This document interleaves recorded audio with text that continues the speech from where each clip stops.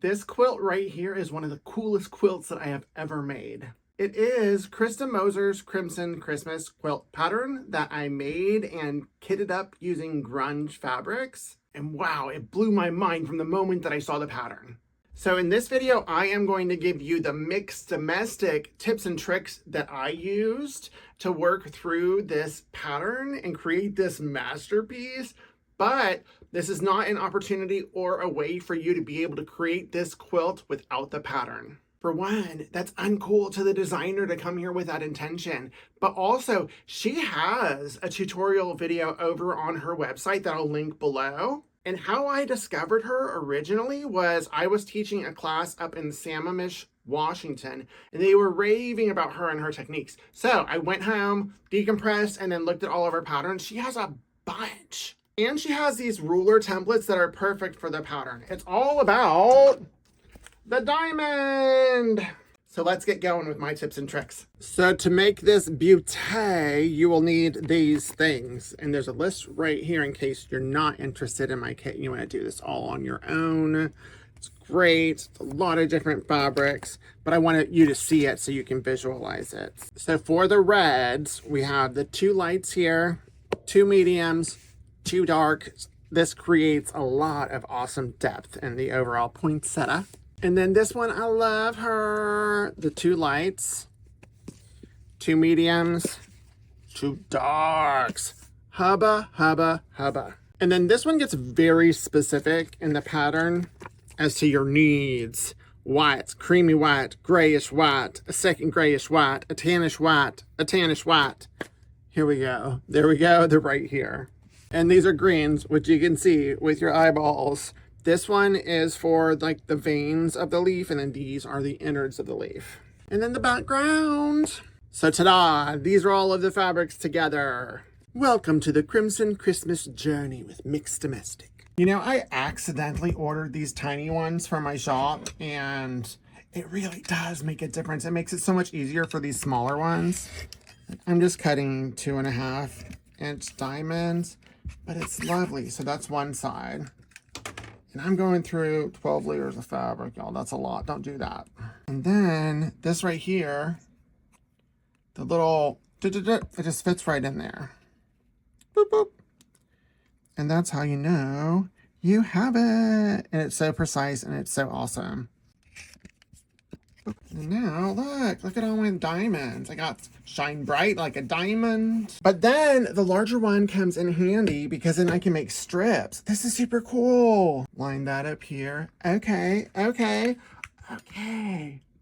Yeah. So I have discovered when sewing these that if I don't cut off the little nubbin, it really makes a difference when it comes to accuracy. So I'm going to make sure on all of these to line this up and then cut off that nubbin. It just makes it a lot easier, and I don't feel like going through all of the work to making sure that it is 1/4-inch seam allowance. And so just cutting that off just does it for me.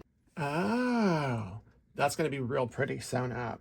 This is how all the pieces are laid out to get your sew on. Because see, with the nubbin cut and it cut precisely, I can just go like that and I know where a 1/4-inch seam allowance is gonna start. Otherwise, I would have just like guessed. See, watch. See, it hit perfectly right there. Boom, look how flush that is.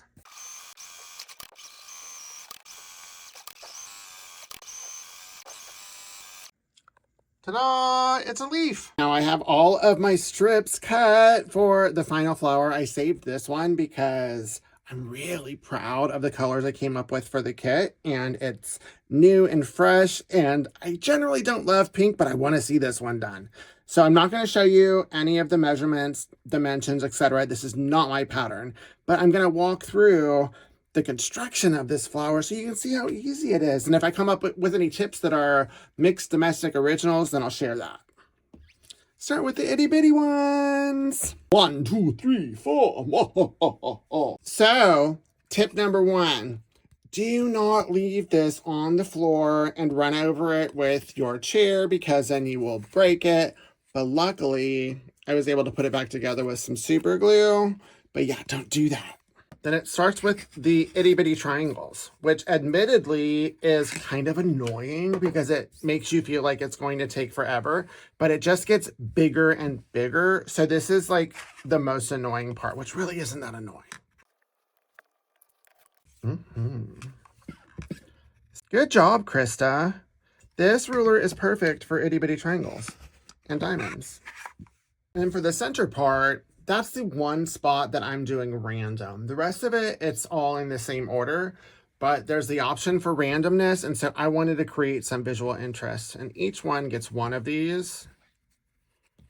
So boom. And then I'll just try to make sure that each one isn't the same. There might be some repetition, but not a lot. Ta-da, ta-da, you're making the triangle. Boom, bam. So that's the first one. So I'm going to attach these, and then attach this, and then attach this. And then for this part, I am not going to cut off the nubbins yet because I want to make sure that I remember which is the cross grain, and so that they're all, at least when I'm sewing here, the same. For a lot of these, I am back stitching in the beginning and the end because I want to make sure that it doesn't open up, especially since I am pressing the seams open. And then after I sew, that's when I will cut off the nubbins. No nubbin, no nubbin. Now let's do this one. Because this nubbin was cut off, see, it just fits right there.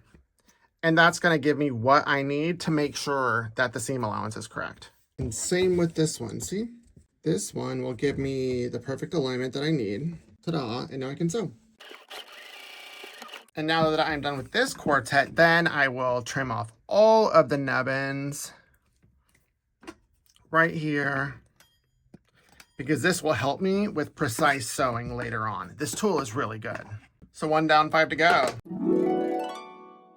Now it is time to sew these 2 strips together and then cut them into triangles. So for these, instead of subcutting the smaller rectangles first and then sewing, I just sewed the entire strips, and then now I'm subcutting them into the size that I need to. I don't know whether it saved time. It's just the order that my brain wanted to do it in. But then boom, boom. I'll sew these together. Pretty. See? And then this and this get married, and they go like that. And you sew them together. Boop. And then to make sure that this point of the triangle aligns with this center line, here's a trick. I'm going to use a friction pen. This is one of the only times that I'll be extra when sewing. So what I'm going to do is from the back of this one, I am going to measure where 1/4 inch is, because that's where I want the seam allowance to be. Use my friction erasable pen. Doesn't matter since it's on the back, but it's always good to have these. See? Then let me grab one of these. So can you see it? Right there is where the bottom of the triangle is. So I'm taking my pen, putting it through. See how it's in there? And then now I am going to take this and ta-da, stick it right there. See it? So this now matches up perfectly. So I can line it up. Just clip it right there so it doesn't shift. Now I can remove it, and now I can sew.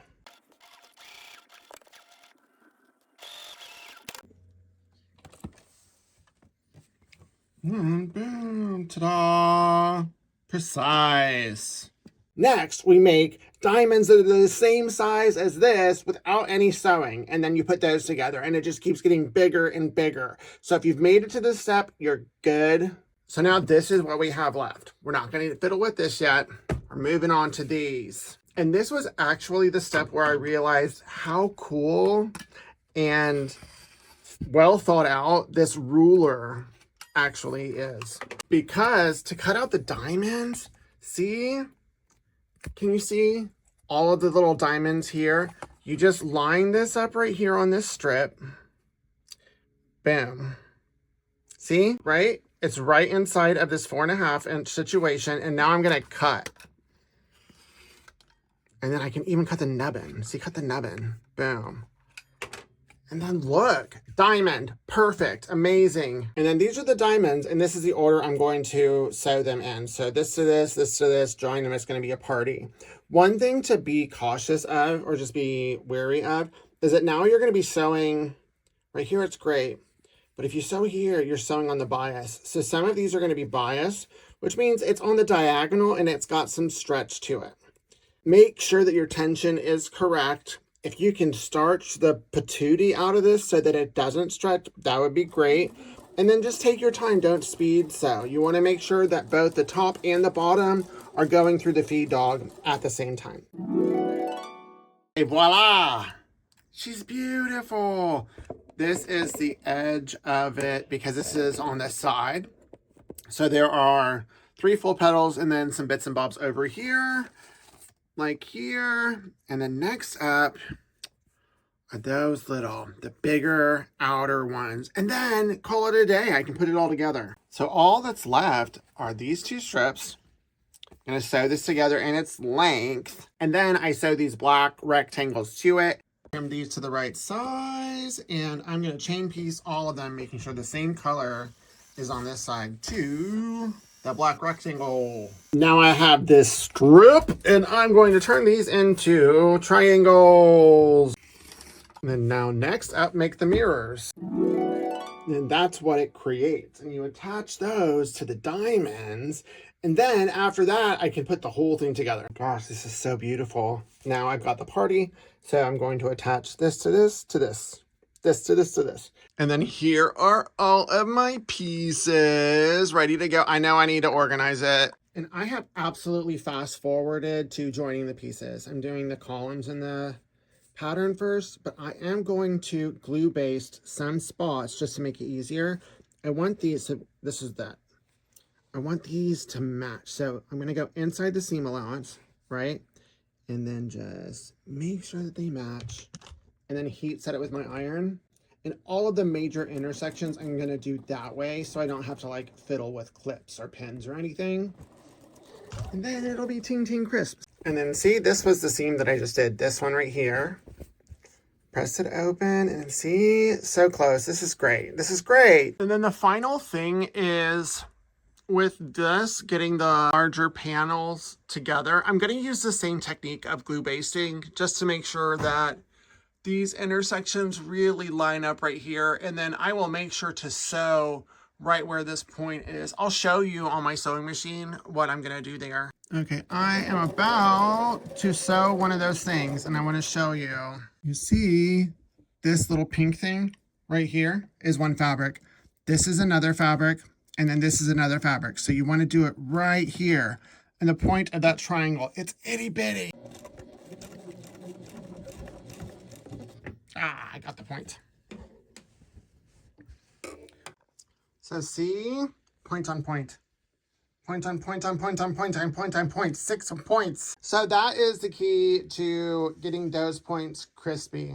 And I was only like that extreme on this one because it's the focal piece. But for the most part, that's the technique I used, is that glue basting and making sure to get that point where the little triangle is amidst the seam. She is finished. Now all I have to do is to trim it and then quilt it, which I'll do later. But I want to get this video out. So yes, I have this kitted up in my shop. It's listed as pre-order because every time that I make it active, it like runs out right away. So just know that I will fill them as soon as I can. I have enough for 20 right now, but they're gonna go fast. And I keep reordering the fabric from Moda. I keep reordering the patterns from Checker distributors, and I will keep doing it because it's called Crimson Christmas, but really this is a winter explosion that's gonna be perfect and great any time of the year. And the first time that I showed that I was kitting this up on social media, someone mentioned in the comments that they would love to be able to do this in sunflower. So I absolutely am planning on doing a sunflower version of this in the spring as soon as I can figure out the perfect colors. But for now, get this. Make sure to check out Krista online. She's got a YouTube, she's got an Instagram, Facebook. So my hat goes off to you, Krista Moser. Thank you for creating this awesome pattern and technique because I'm absolutely hooked. And I know a bunch of you out there are going to be as well. So until next time, happy sewing!